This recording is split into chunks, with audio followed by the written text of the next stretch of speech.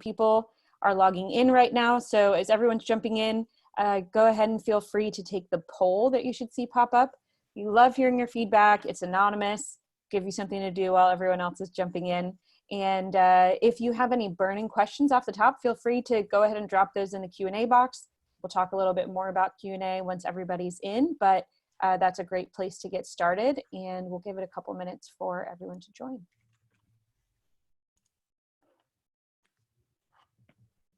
I think something we're going to need to do on future ones, we just need to get some good dad jokes or something like that that we can go around the horn with. So I'll work on that next time for sure. Dad jokes. I love it. Some elevator music that doesn't have a copyright. Yeah, exactly. Sing. La, la, la, la, la. No. we pair you with Jeff Howman of a couple, last week where he was playing the guitar. So. Oh, I love that. We've had a lot of musical guests. It's amazing. That's awesome. I have a burning question while we're waiting. So for all the folks on the call with beards, are there plans to turn these into mustaches or creative sideburns, or what's the ending there? I almost want to go grab my driver's license picture. This is the shortest it's been in a long time. I had it down to like here when I went into the DMV, and then just like in order to get it taken, because I knew I was going to have it for like 8 years. So. That's fantastic. Guys, that poll's up now if anybody wants to go ahead and take that. And I see Heather Casey noted that they've got a Zoom channel full of dad jokes. Oh, good. Best thing about living in Switzerland. Does anyone know without looking at the chat? The flag's a big plus. That's it. All right, that's like there. a solid go-to. The flag is a big plus. Yeah, that's a good one. Thanks, Heather. Feel free to give us any other good ones. That's a great place to start. Yeah, and definitely use that, the chat to provide any kind of answers. I mean, can't really say that enough on our end. Anything that you guys put in there that's worthwhile for the audience, we will capture that and send it out to everybody. Excellent. Should we go ahead and get started? Yeah. So we'll do awesome. Introductions of our panelists first. So maybe we can just start with Beauty. Tasia, if you can kick it off. Sure. I'm Tasia Valenza, and I'm a voiceover artist and an actress for the last 35 years.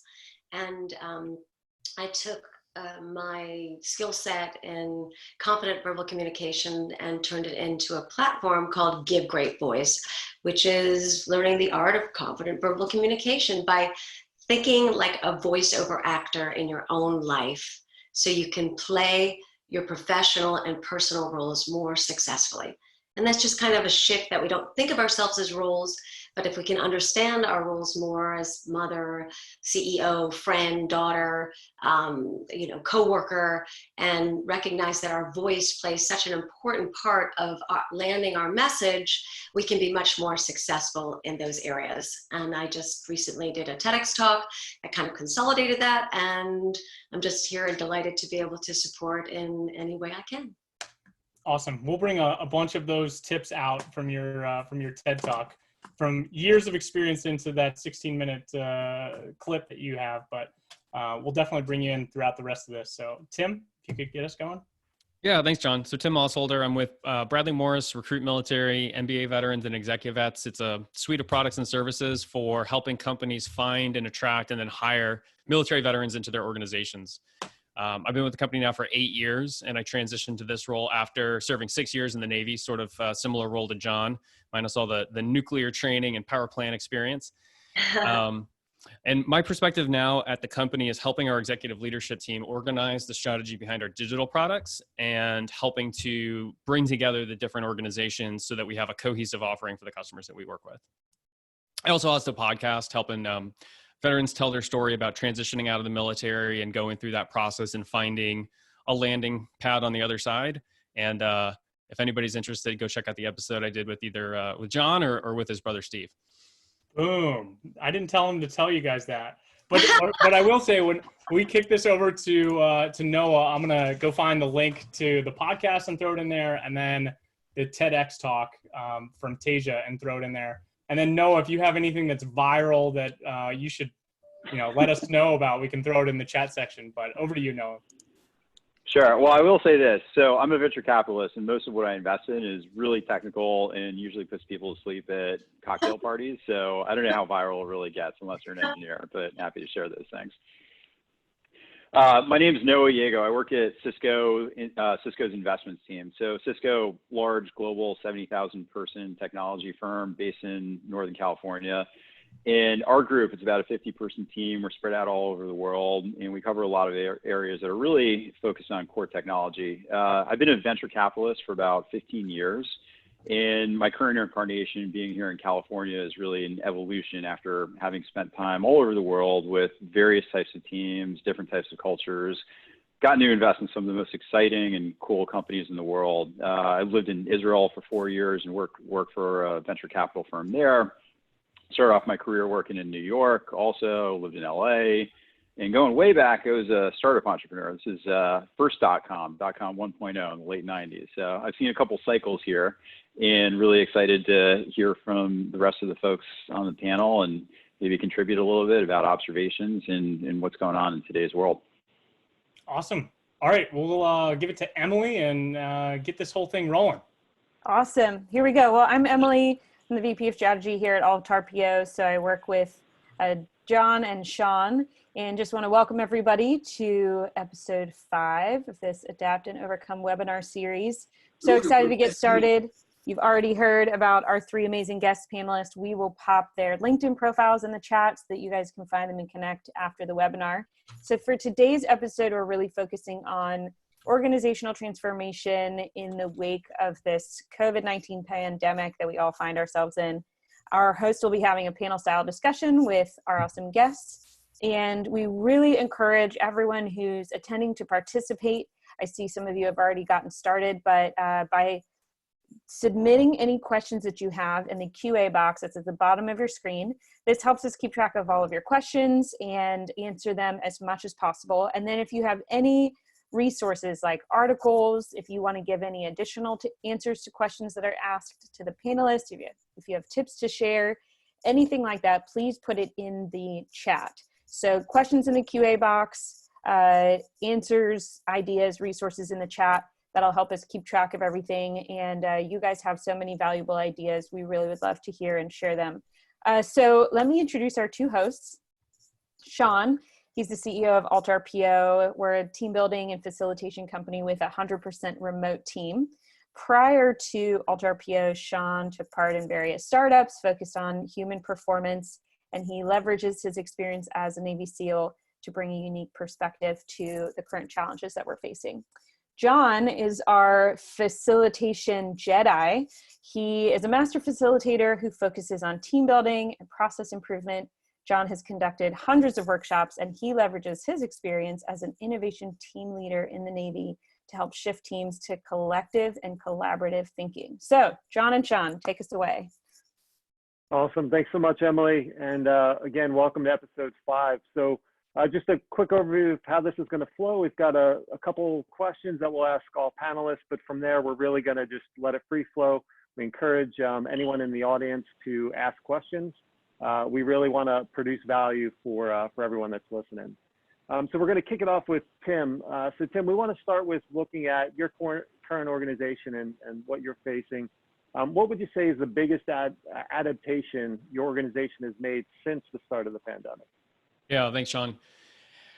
Boy, that's tough to talk about because we were a company where about half of our customers found value through our products and services at live networking, career-related events. So whether those were, the job fairs that we're doing 2 or 3 of them every Thursday in about 60, 65 different markets, all the way over to our annual nationwide events, we had to figure out a way to help those customers continue to service their needs for hiring and for finding the right people without, honestly doing anything that was unwise given the circumstances. So we had a product that we brought online a couple of years ago that allowed us to work with a partner to host virtual career fairs and do everything from chatting with a candidate in a window all the way over to doing a live video interview through their interface. And so we had to basically figure out how to take our calendar of live events and not just throw a virtual career fair up there to replace a market, but to think about which markets overlapped in a way that we could not have 29 of these things in a month, but be able to have a meaningful grouping of clients and candidates. So for example, the first one, we blended the DC event and the New York City event into one sort of New York to DC corridor type event. We was able to bring in the right volume of candidates and the right volume of employers to end up having like a really awesome interaction. It was a pretty phenomenal event. But then just continuing that momentum throughout the rest of the calendar and remaining flexible at this point to putting those live events back in play and what that would mean to sort of respool in that direction. That's really interesting. So on the live event side, are you finding engagement to be kind of on the same level through the virtual side, or, yes. you know, yeah, so I think a lot of customers have definitely jumped right into that fee first. And we saw in the first 2 iterations of a live event that had turned into a virtual event that we had no employer no-shows, which is kind of our metric of whether or not we were successful in deploying that, is whether or not people actually signed in, you know, engaged with candidates, went into the chat, went into the video, or if we were sort of looking at a, you know, a dead window there with nobody behind it. Excellent. You think that's just because they have nowhere to go right now because they're all in quarantine?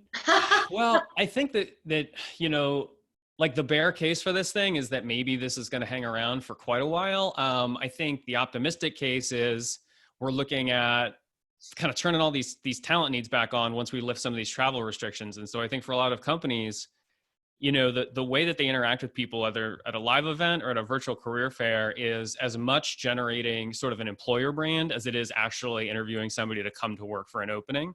So I don't think that need to have engagement with an audience and being able to talk to a wide, you know, diverse group of job seekers has gone away. It's just changed in the way that we have to facilitate that. Excellent. And staying along that same questioning, Noah, so what are you seeing as the biggest adaptation you've made since all this took effect? Yeah, so it's an interesting question. Actually, just based on some of Tim's comments, I'll say one of the trickiest things that we've really had to adjust to is hiring. So on our team, we're trying to hire a few folks right now. And there's this normal cadence that you go through, and typically that usually culminates with you meeting somebody face-to-face. And we've definitely had to adjust. So we have a few open recs that we've been trying to fill.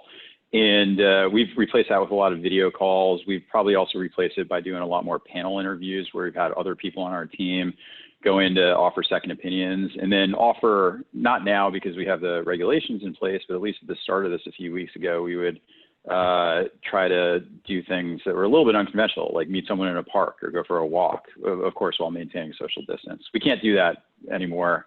But that's definitely a big adjustment for us. I'd say beyond that, we're in a pretty fortunate position at Cisco because we have a fairly distributed workforce and we are used to operating globally. So things like video conferences and remote working and people moving from office to office is really not that unconventional. And so if you just add the home as an additional dimension to it, we've been able to adjust for that. I'd say some of the things that we really had to work through that are probably more tactical, it's really kind of doing things like maintaining team motivation, for example, making sure that everyone knows that everyone is available. I think one thing to highlight just as managers, we're in this unique position where some people on the team who've been around for a few cycles have seen how these sorts of things unfold and knows that there's always a light at the end of the tunnel.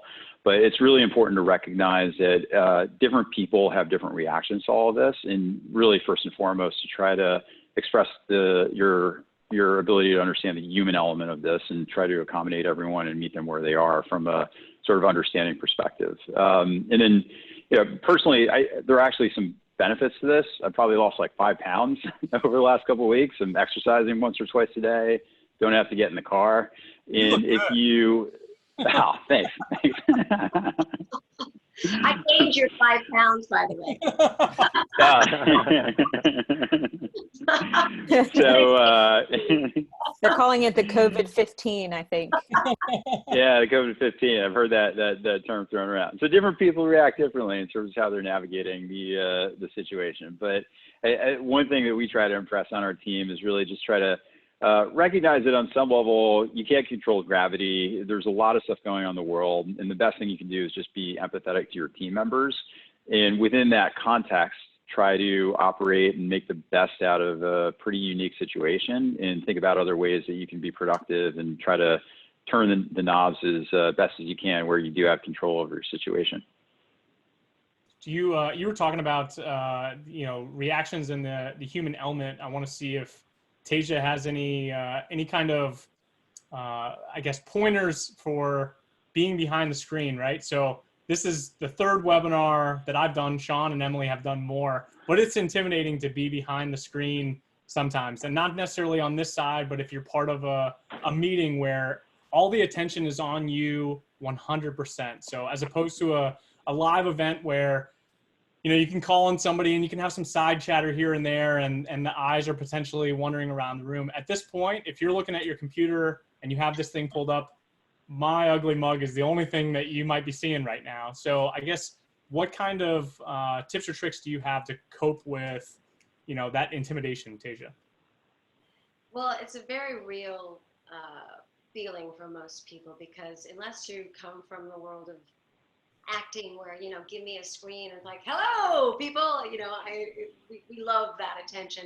A lot of people don't feel comfortable, and the screen makes it feel like you really are focused on, as opposed to, in a large group. And I think part of that is really just, for one thing, as simple as it sounds, is really taking a deep breath, because when we start to get those nerves, like right now as I'm speaking, I can feel my heart start to literally beat faster. It's like I'm comfortable in this arena, but now the screen's on me, and my actual reaction is a biological reaction that my heart is beating faster.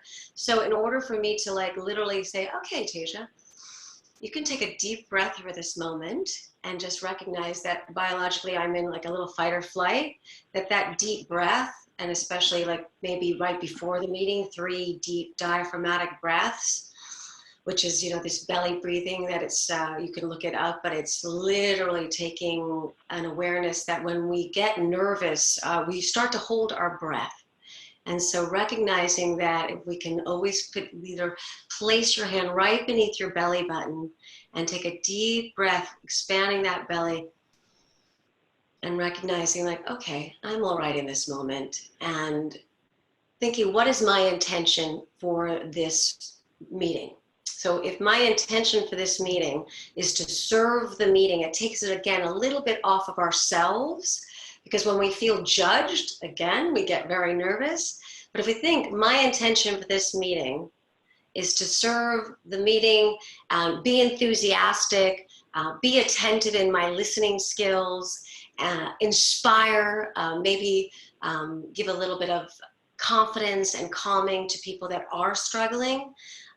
It helps us to remember that it's not about being judged, but what we can offer. And it takes it a little bit less off of how we're feeling about ourselves. So those are things that I think about, the 4 questions that we ask as a voiceover actor that I love to translate is, who am I in the scene of my life? Who am I speaking to? What do I want? What is the success of this particular scene? And how does my voice support that intention? So if we think about it, again, we're having this great communication. The enthusiasm is very much, being heard through the voice. But when we get nervous, again, sometimes some of us, we just clamp in and we get very quiet, and we don't have that ability to think, what's my intention? But when we can think of our intention, and we know that we want to play an important role to contribute, we can think of my voice, I want it to sound enthusiastic. Even the simple act of smiling. Like right now, you're smiling, and I take your smile as a sign that I am okay, and that I'm approved of, and that you are receiving me. That, if we can all do that and have a little bit of grace with each other, and more kindness than we ever could have imagined we needed, which is so needed right now, that helps so much. So it's really what are we bringing, and also having the whole team kind of have that sense that we're all in this together. Some of us are more comfortable, some of us are not. Some of us are going through a very difficult time at home, and having that grace and empathy, and for ourselves to just literally take those deep breaths and think, I can definitely smile, and I can definitely think, what am I contributing, as opposed to, how am I being judged? If that helps. No, that's excellent, Tasia, and we're gonna circle back in a bit to kind of the healthy balance in this new environment. So it'll be interesting to hear a bit more from you on that. Shifting back over to Tim, So, you know, we talked about adaptations that you've made or your organization has made. Let's talk now about what is that big challenge that's still standing in front of you that you're working to overcome. And it may be a bit of what we already discussed, but I think you bring a unique perspective from the hiring side of it. I think all companies are probably dealing or trying to figure that piece out, as Noah had mentioned. So yeah, what is that, you know, what is that challenge that you guys are facing that you're trying to figure out how to overcome? Well, I'm glad you asked me first because I get to give the most generic answer then, which I think honestly is the uncertainty. And I think in any business, if you have a strategy and a plan and tactics and you've got customers and you've got products and services, and then just the whole equation blows up, right? I mean, there's no amount of prudent planning you can do until there's some indications of what's changing for the better, either in a very acute like workforce environment, like at a specific customer or within your own team or the office you go to, as well as just the nation at large. And, you know, I was having a conversation with somebody a little while ago about this whole concept, and she was fairly optimistic that the recovery will be relatively swift. And I said, yeah, that's probably right. But I think the implications to, you know, that monster under the bed that lives in everybody's head when we think about the negative consequences, especially as it relates to your health, especially if it's something where you might be fine, but somebody else in your life might not. I think there's going to be a lot of people moving forward. And when we think about hiring and relocating and interviewing and traveling for work, I mean, there's a whole industry of consultants that just live on airplanes that are kind of out of commission right now. And I think that's going to be a hangover that's going to take a lot longer to recover from. And so I think the acute stuff, it's just like, all right, just head down, get through it. I think what we're really trying to figure out is how do we plan for the other side of this? Anybody else have anything to add on that uncertainty level? I think, you know, if you asked one feeling from everybody out there, as Tim had mentioned, I think everyone feels uncertain. And, you know, every day it's something new. You know, days feel like weeks right now. How are, and anyone can jump in here, how are you dealing personally with uncertainty? I'd be interested to hear. Who wants to share? Yeah, I could. Oh, go ahead, Tasia. No, I was going to say, I'm delighted. I just want to go for it. Sure. I was going to say, I mean, one thing that personally that I've always really found that helps in these types of environments is just sticking to a routine. And there are some adjustments that we've made going back to this whole construct of team and how do you manage things. So things that we do on a day-to-day basis or a week-to-week basis, where we have one-on-ones with certain teammates, or we try to get all together a certain period of time, a certain amount of time. You can do that physically when you're around the water cooler. You can go out and you can have lunch with folks. We've tried to make a big effort to stick to a schedule. So what are your normal working hours? Personally, I do things when I get up for work. I've got my wife sitting in the other room over there, and we say goodbye after breakfast and close the doors, and then we have work time and reconvene for lunch. And I do those sorts of things with the team too. We have virtual happy hours that we've set up. Once a week, we've been doing virtual lunch meetings where everybody thinks of a topic that they want to share with the team that's completely unrelated to work. But we try to be very consistent with that and try to maintain some degree of normalcy. And it takes me back to a book it's a famous business school book. So any of you who have MBAs, there's a story about Shackleton who went to the South Pole and got stranded for some egregious amount of time. I think it was 6 months or so. And his team ended up thriving because he maintained some level of discipline and frequency with their normal activities, making sure everybody shaved every day. I think that's probably something familiar to the military guys and all these process things. And they ended up all doing quite well and surviving. And there was another team that just went for it, tried to continue their expedition to the South Pole, and I think it ended in disaster. So routine would be my biggest thought on that. I want to actually, while you were still on, you mentioned the one-on-ones that you had, and you talked before about how you guys are predominantly remote anyways, like you guys all get on WebEx all the time. Mm-hmm. Has anything that you've done because of the pandemic changed now with your one-on-ones? Like, are you asking any different questions, or you kind of just get down to business right away? Is that anything changed there? Yeah, sure. I would say the first week so just to give everybody a sense of how we've been operating, we've been working from home as mandatory for probably about 3 weeks right now. The first week was probably the biggest when it came to adjustment because I think there was a lot of uncertainty and no one really knew how long this was going to last, how to operate. And after maybe a week, we've kind of fallen back into a normal cadence of how we operate for our business. But I'd say our typical one-on-ones, there's probably a little bit more of a personal engagement at the beginning than we might normally have around the office. So asking people how they're doing, how they're feeling, if they have any other questions or concerns that we might be able to help them with as management or as a company. The other thing that I'd say is the major difference now that we've kind of gotten used to the new normal and we've fallen into a groove is trying to use certain tools, technology tools, to replicate how we socialize normally. So we have a product called WebEx Teams. It's a competitor to Slack. So Slack is probably what much more people are familiar with. And we've used that to sort of step things up with the normal banter that you might have around the office that you can't really do now that we're all spread out and far apart. That's probably a big adjustment. But yeah, in terms of the one-on-ones, they're pretty standard right now, and I think they've kind of fallen back into what people are generally used to.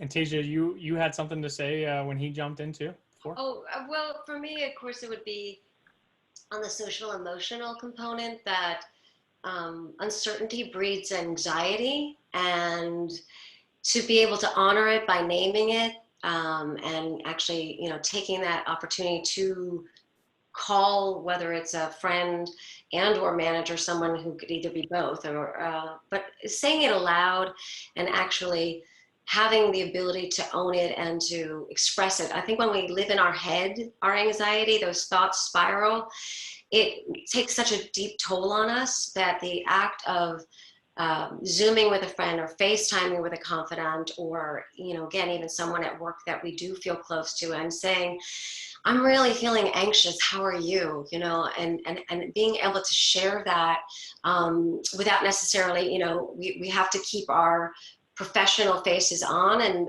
I think there is something to be said for having a little bit more grace in those meetings when we get set up, like those first few minutes, to say, how are you doing? And, is there something that we can do for you? Or just being, that human to human, like, it must be difficult with 3 kids at home trying to do your work. What are your challenges with that? And kind of allowing people to reveal themselves, because usually, when we get to work, we just kind of we compartmentalize, we get rid of what we're, the home stuff, and we're able to really do that.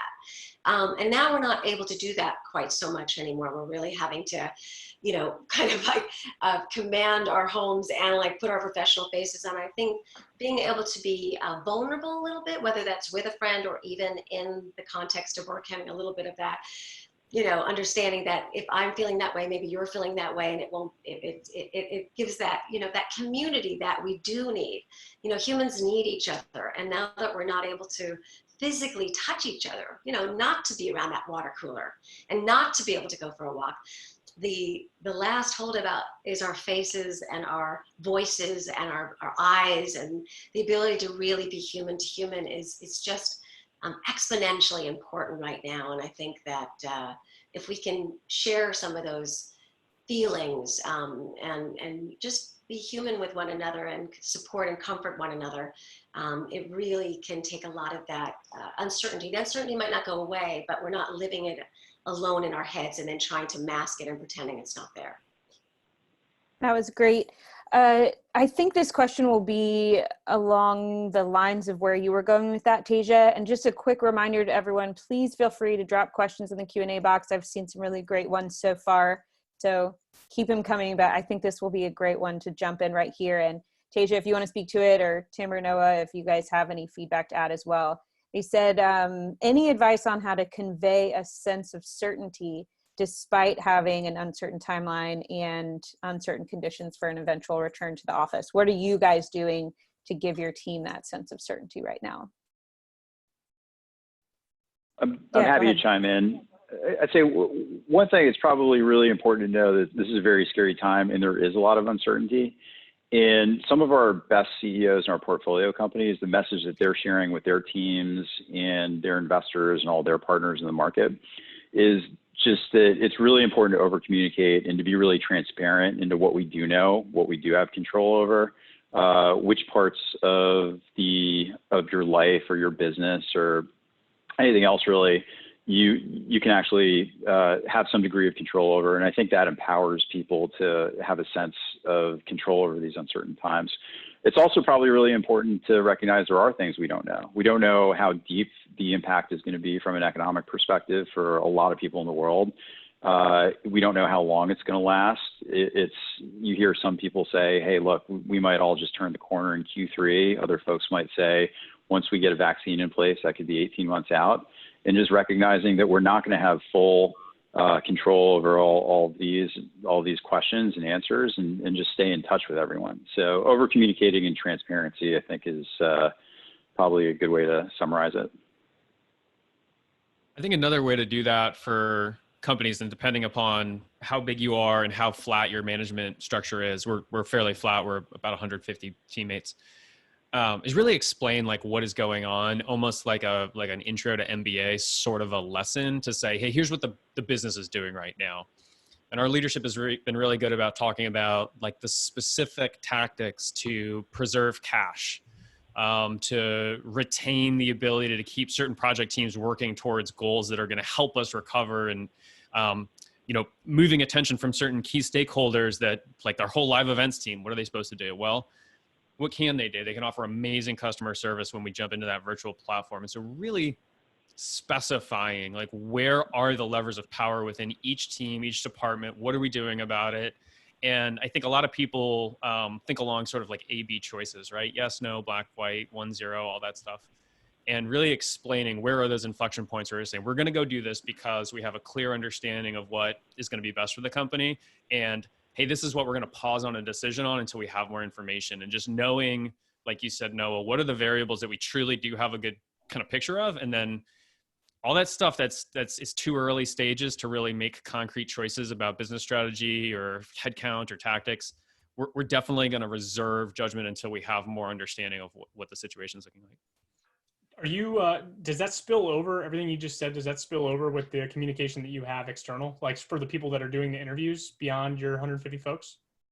I think it's tough to talk about it externally, if only for the fact that, we really don't have like a totally 100% message. I was on a meeting yesterday and we were talking about kind of our own process, and we were going through this, and the CFO was talking, and I mean, they're reforecasting financials every day, 2-3 times a day. So it's not like we're like, all right, hey, this week it's this. It's like, all right, like, okay, right now, this is what makes sense. And that's what the digital platforms are really helpful, is that we can share, very real-time updates as the facts on the ground change. And then, we're kind of a communication organization. About half of our team gets on the phone all day, from either a sales account management or a recruiting or a customer service perspective. And so, sharing that in an acute way with individual customers and clients based on like kind of what makes sense to help them accomplish their goals. Because that is still always the point of external communication, is to help our customers solve the problems they're facing, not necessarily get like free unlicensed therapy from your favorite account or whatever. Excellent. That's great stuff. And again, just to ping on it, if you have questions, please feel free to submit them. That definitely keeps this engaging and interactive. So we've been talking a lot about your organizations. Let's shift now to you. And maybe we'll start with Noah, since we were talking about losing some pounds earlier. What are you doing right now to maintain a healthy balance? Yeah, if you want to take it. And then so I've seen this, in spite of everything that's going on in the world, is a bit of an opportunity. So my normal work schedule is the first half of the week, I'll get in a car, I'll drive from San Francisco down to San Jose. Sometimes it takes me an hour and a half. It's a really long time. You're stuck in traffic. Can't really do much that's productive. And second half of the week, I'm floating around in San Francisco, traveling a fair amount of time. So I said, look, this is I have a couple hours back every day. This is actually a huge gift from everything that's going on right now. And I'll get up in the morning. I will try to go for a run. I've got a virtual bike trainer, which personally, it's great. It's not a Peloton. It's kind of like a VR video game, and you can socialize with people, race against with people. It's a good time. And then in the afternoons, I'll do I'll do a body weight exercise because that's all I can do right now. Home cooked meals, that's been great. So I've stocked up like everyone else. I have a whole lot of toilet paper, bought flour, fruit, those kind of things. And then also use the opportunity, like Tasia mentioned, which is really nice, is just catching up with a lot of people and checking in, folks I went to high school with. My parents, I think, actually love this because they're getting phone calls from their kids and their family a lot more frequently maybe than they normally do. Yeah. So things like that. That's the perfect segue to you, Tasia, from your TEDx talk. You know, calling friends and family and whatnot. So if maybe you could either answer to that or have your own answer for, you know, what you're doing to maintain your healthy balance. Sure. Well, it's interesting, you know, when I made this TEDx talk, it was this notion of, you know, first, how do we give great voice to ourselves? How do we give great voice to others? And one of the components, you know, was that it's so important to literally call people, which was, you know, in the last 10 years has become more of an aberration than anything. It's like when I called my friends, like, is something wrong? You know, I mean, I can call my parents, but, you know, calls have become something much less utilized in our communication over our digital and our social media.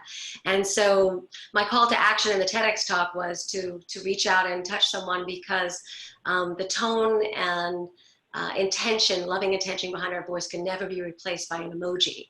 And I've seen, of course, that this situation has really flipped that, and everybody literally is doing that. And so where I thought, my gosh, you know, the train's left the station, but I'm going to bang the drum.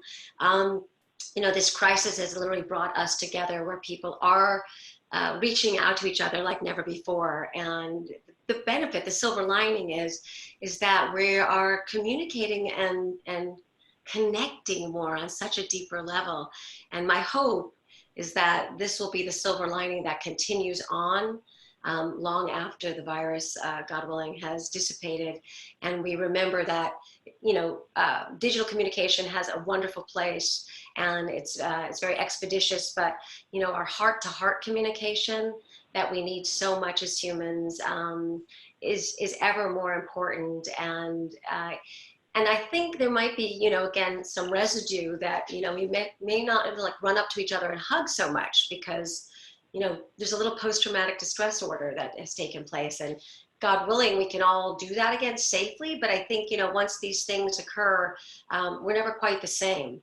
And so our voices and our ability to tell each other, I love you, and I miss you, and to see that expression and a smile, and take, you know, it couldn't have happened at a better time in technology that we've had this. I mean, imagine 10 years ago this has happened, and we were, you know, cut off from each other, and that fear.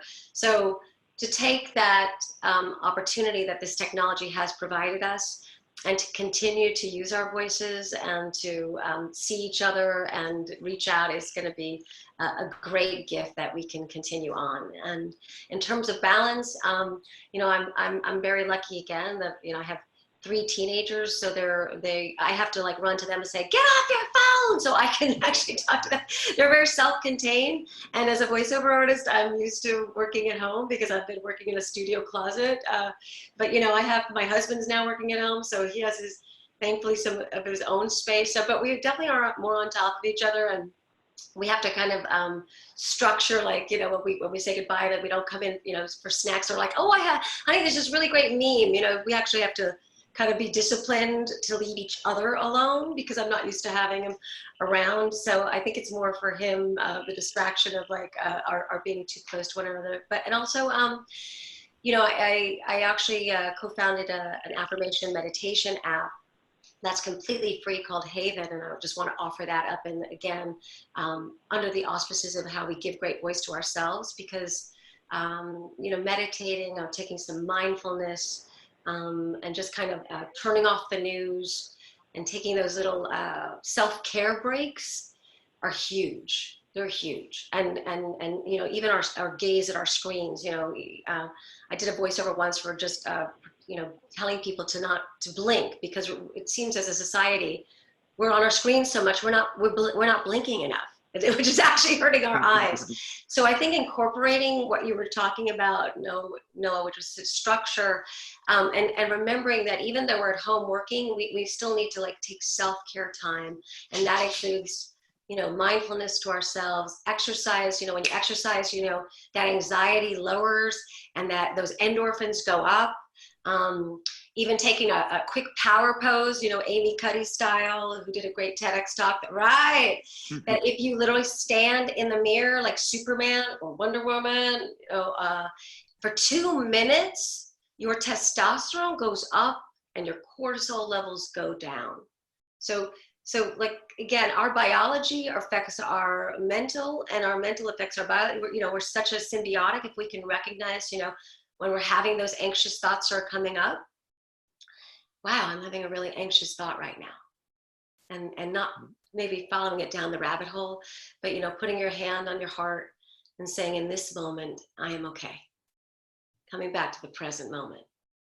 Those little ways that we self-care and then care for ourselves in our need to be human, and especially if we're living alone and isolated, to reach out to our friends to say, hey, I could really use a FaceTime call right now, or a coworker or a manager to say, hey, could we have a private conversation? I'm having some challenges and I'd really like to be able to share them with you. I think those are exponential to getting through this without, those very real feelings, fears of the future taking hold of us. Excellent. How about you, Tim? What are you doing? Yeah. So, I think we've been at the whole company's been working from home now. This is, early into week 3 of like mandatory. And I quickly found that work from home turned into like homing from work. I kind of like spread out all over the kitchen table, and, my wife gets home from work sometimes around 3:30, 3:45, and she'd walk in and it's like, I'm in the middle of a video call and, hey, don't come into my office. And she's like, can I just get a glass of milk? And so, I needed, I think, very quickly to figure something out. Not necessarily to like not dominate the house, but to figure out how I can compartmentalize these different things I have to do during the day. And some of them are, being Tim the husband. Some of them are being just like Tim the guy. Some of them are Tim the worker, the employee. And I think, Tasia, to your point, just kind of taking a moment to reflect and almost like in a CBT, cognitive behavioral therapy model, say, like, what am I doing right now? What track is my brain racing down? And there's a bunch of like little things I've done. I have been making sourdough bread for the last couple of years, and my process was to always bake on the weekends, and now I can do that like whenever. I've never gotten a loaf of bread from you. What the heck? Oh, dude, come on over. I got one in the fridge right now. I can throw it in the oven. I've been making pizza, stuff that's like not particularly expensive. It's cheap, it's easy, it's fast, but it takes that extra time to kind of get started. Like I love to cook, and I've leaned real hard into that. Again, just because I think we're in a totally different routine. We're in a kind of a different level of physicality, being pent up in the house, and just thinking carefully about nutrition has been important. I got a little quarantine push-up tally in the fridge that I would turn my camera around to show y'all if it was anything impressive. It's super disappointing, but I'm working on it. And then I guess the other thing that I've done, and this talks to, again, just sort of the disruption in routine, Noah, that you were mentioning, is I just get in my car and I'll go for like a 10-minute drive. And that may sound a little weird, but I'll just like drive around the block and be like, all right, now I'm at work, and come back in the front door and like sit down in front of my computer and think about it like I had just gotten to the office. That's great. That's awesome. That's really cool. That is that sets yourself up for the structure of like, I'm going to you're literally acting, which is, of course, I'm told, which is all about, to give great voice. You're creating an environment for yourself that says, brain, now I'm working. This feels familiar. So I think that's a fantastic thing. And I just like to say that anybody that can create those kind of little structures, maybe leaving your computer in one space and not carrying it around with you. Places like, I know, if you're right on top of everybody, but, either if it's going into like a closet and creating a space where it's literally like you tell your brain, this is where I'm working. And then when you leave that space, you're then able to socialize. But I think that's a fantastic thing that you're doing. And I commend you on it. And it really speaks to how you can you can work with your brain to help your brain overcome this weird amalgamation of home life and work life, and that's an excellent way to do it. I can attest. Tim, have you made any? Oh, sorry. No, go. I was gonna say, Tim, have you accidentally done that on a Sunday morning yet, just with the loss of sense of time, or is it being pretty consistent for the work days? Yeah. So I mean, I typically do it. It's just on the odd weekday. The last couple of weekends, you know, we've had no lack of stuff to do getting up in the morning. So that's another one, is I try to make sure that, like, even though my whole work setup is in the house, that I don't just like work 23 and a half hours a day, and that, you know, like Sunday is Sunday, like laptop shut, unless I got to look up like where to stream something on Netflix. Like, you know, I'm not going to use it as a tool. Cause I'm just like that kind of person. I was like, well, I'm just going to like check this one thing, and then I'm going to like quick peek in my email, and it's like 4 hours later and the sun's down, and like, that was it. That was the day. And like, all you did was read email, and are you proud of yourself? Not really, you know? So Yeah, I think we all need to work on that too. It was my daughter's bedtime last night, and it snuck up on me. And instead, I looked at my wife and I was like, "Can we go on a bike ride right now?" Like, so my daughter and I went on. I can't believe. I mean, she's 3. We went on almost a 3-mile bike ride last night, and I was like, "This is way better than just putting you down to go to sleep. This is significantly better." So. And she probably went to sleep a lot faster too. She was probably wiped out. So she has this little turtle that you turn on, and it puts stars up on the ceiling. And my wife asked if she wanted to turn it on, and she was like, "No, I'm just gonna go to bed." So that's like, yeah. But serve 2 purposes. That's right. Yeah. So based on what you said, Tim, like, nobody needs to work on that more than me. I mean, like, today, just to come up here in the room over the garage, which is my office, which is just happens to be like the pass through where my daughter will come and say hi to me from upstairs or downstairs. I'm like, "Hey, I'm gonna go work now." And then like 5 minutes later, after like a glass of milk or something, I'm like, "I'm really gonna do it. I'm heading up there right now." And then like 10 minutes later, she's like, "Aren't you gonna go work?" I'm like, "I'm on my way. I'm going right now. I promise." So definitely need to work on that. And go ahead. I was gonna say, those little bite-sized procrastinations are probably like the biggest difference, is that it's like, all right, I'm gonna sit down and do this. As soon as I just change out the dryer and all the examples of things you can do in the house, that it's like, oh, that was a great 30-minute call. Let me go take a 20-minute walk around the block. It's like, that's not, the economics of that don't really work out. Yeah. I treat it the opposite of eating a meal. Like, I want the very last bite of the meal to be the best, but when I actually do work, I'm like, the thing that I don't want to do the most, I save until the very end. So, so I wasn't planning. I don't think any of us were planning on doing this, but I think it would be really good to ask Emily and/or Sean the same question. So now you guys are caught off guard a little bit. So get your thoughts and let us know what you think. It's funny because I told Sean that you and him should answer this question. So it came back to bite me. I have the advantage in that we already worked from home. So this is my office where I work, but I'm very much, I laugh when people are like, "Oh, you work from home, you work in your pajamas in your bed all day. That must be nice." I'm like, no, like, I have to be compartmentalized. So I happen to have a loft in the place where I live, and this is my office. I'm rarely up here unless I'm working on work, and it gives me the opportunity to separate it out from my house. And I've been really trying to encourage my friends that are, you know, working from home outside of their norm today to give themselves a set aside place that is like, this is your workplace now. Then you go into your life, and then you come back to work, even if it's just for breaks.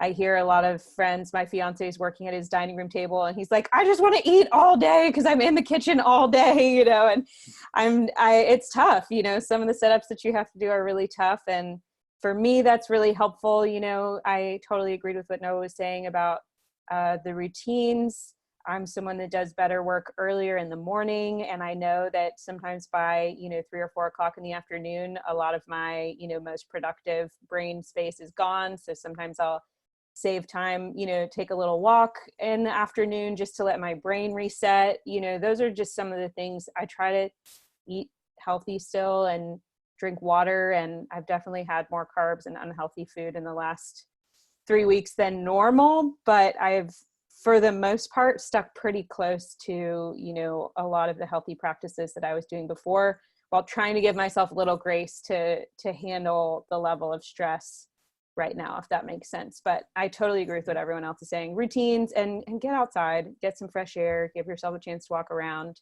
And the thing that's helpful for me is putting my shoes on. That helps me feel like I'm going to work. I don't get in the car and drive, but I get dressed and I put my shoes on, and somehow that makes me feel like now I'm going. Awesome. That's a really good point. And I think tying this answer into a lot of what we've been talking about. So one of the things I always look at whenever faced with uncertainty is control what you can control. You know, whatever's in front of you, that dials in a lot to being mindful, being present in the current situation, and really knowing, you know, just kind of letting whatever happen. Obviously, you can guide yourself a certain way, but if you're just sitting there continuously thinking about the future or stressing about the past, you're never in the moment. So controlling what you can control, you know, I kind of live by the motto of the disciplined pursuit of better, which is just going after a better version of yourself every day. So small, tiny, incremental changes each and every day.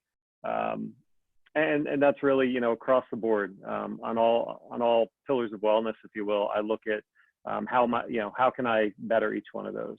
So that's one of my key focuses. And given the few minutes that we do have left, you know, it's interesting. We talk a lot about individuals, right? And what are you doing to kind of thrive and exist in this new normal? I'm interested to hear, and maybe from Tim or Noah, just given your organizational background, what are your teams doing, if anything, to bring sort of that cohesion together within the group? So acknowledging, hey, we all have individual struggles we're dealing with, and we all kind of talked just now about what that looks like, but on a team level, you know, it's not really just business as usual anymore. So if you guys could maybe chime in there a bit, be interested to hear.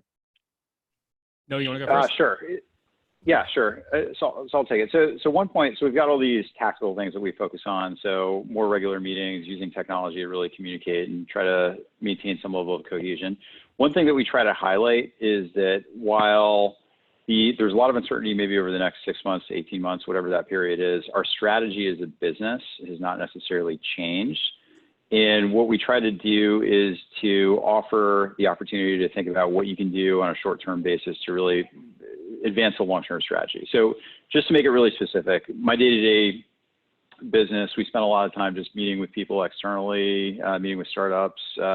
Usually a lot of the things that would create value for us long-term, like research or trying to think about what the future of the world will look like in 5 years and back into which companies would be doing the most exciting things. And that kind of dovetails into where you would find opportunities to do investment. That can take a back seat when you're running around and you're constantly meeting people for coffee. So we try to highlight what our long-term goals are and then think about ways that we can try to solve those in the short term and maybe try to address things that sometimes you need to carve out specific time for, where you can use this as an opportunity to focus on this. Yeah, that's great points all. And we're doing a lot of those same things. Like I think a lot of businesses are. Specifically, what we also did is basically put together what, you know, our CEO, he was a Army Night Stalker pilot. So the little buzzy helicopters that drop, you know, special forces into dangerous places. And he talks a lot about how what we're doing is setting up basically air mission commanders, right? Like teams of folks to lead kind of cross-functional areas that are integrating some of the organic kind of communication that would have already happened in a more formalized structure as not necessarily a collateral duty, but sort of an additional area of focus for those folks. In my case, it's to really kind of wrangle our digital products together so that everybody who's a stakeholder in what's happening in our digital ecosystem is communicating like clearly about the market strategy, the sales strategy of these things, because there's a lot of attention on those right now as the live interaction's gone away. But then by the same token, you know, we're moving all of the live event folks over to help facilitate the customer experience for the virtual stuff. So I think giving teams some specific projects to focus on that maybe in the normal flow of the business wouldn't be practical or would be a distraction to fill the gap of some of this lost interaction, some of this lost sort of physical presence has put some structure around that. So folks aren't sort of aimless in their day and they aren't sort of wondering like what's going on with this thing. Again, there's that additional communication that's happening across channels there. Excellent. Appreciate that. So we're at the point right now where we call it the lightning round. Before we begin, I first want to thank all of our panelists. Amazing insight. Really appreciate what you shared today. Thank you, attendees, for participating, asking questions, and engaging. Here at Alt RPO, we're always striving to create value, and we want to consistently provide you value, especially in this time of uncertainty, which we talked a lot about today. So this webinar, along with all previous webinars, are available online. Tomorrow, we're actually launching a new episode. It's going to be hosted by a former podcast panelist, Joseph Kopster. So if you haven't done so already, check that out. You can register for that. And then let's jump into the lightning round. So during the lightning round, each panelist is going to have 1 minute to answer the following question.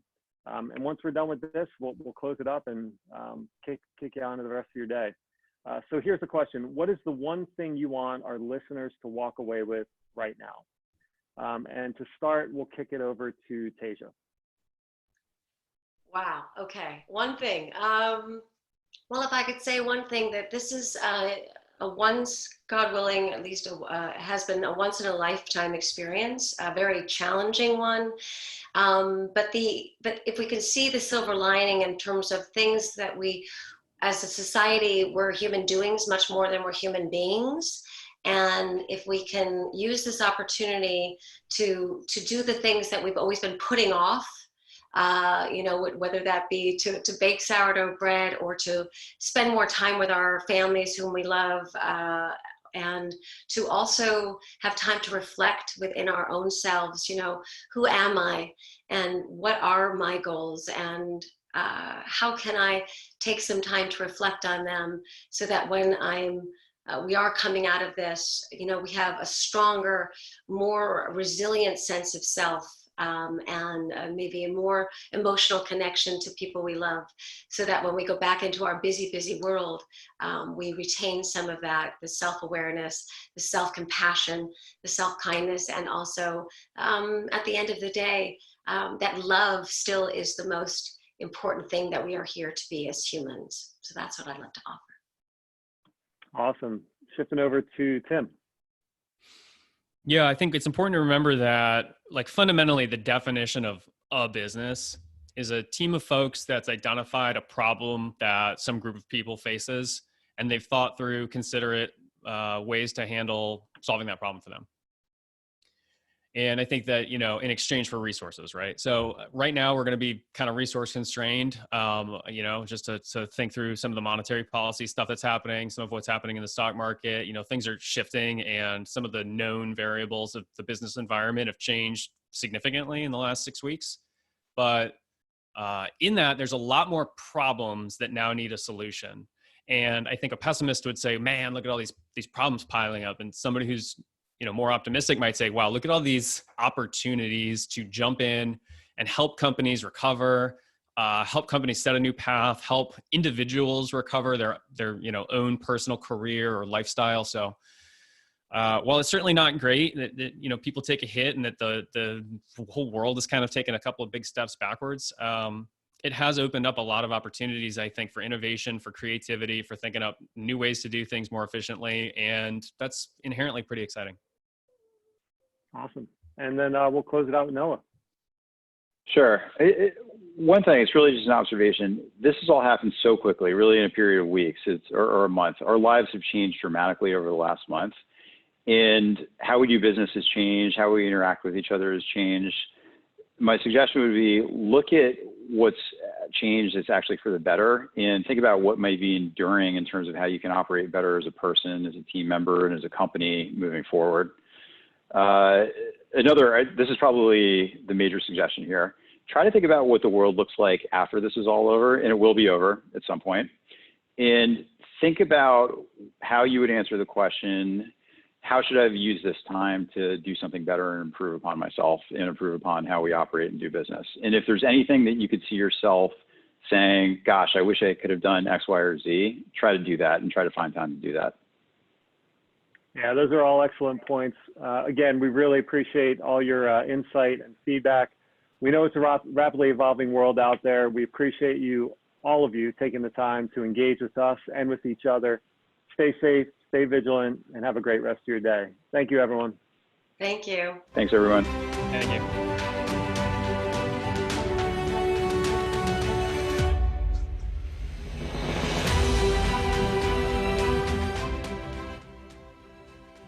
If you guys can just hang out for just another minute. Hey, John, I apologize. I got to jump in. I got 3 p.m. Can I loop back Cool. with you on some feedback? Yeah. Easy day. All right. I appreciate it. Thank you. Thanks, everybody. Yeah, thanks, Tim. Thanks, Tim.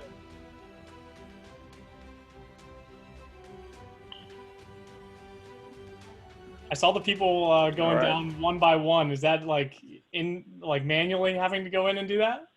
Yeah, we're clear. Okay, so the promise of 5 minutes. So if you guys just super quick want to just rattle off some things that worked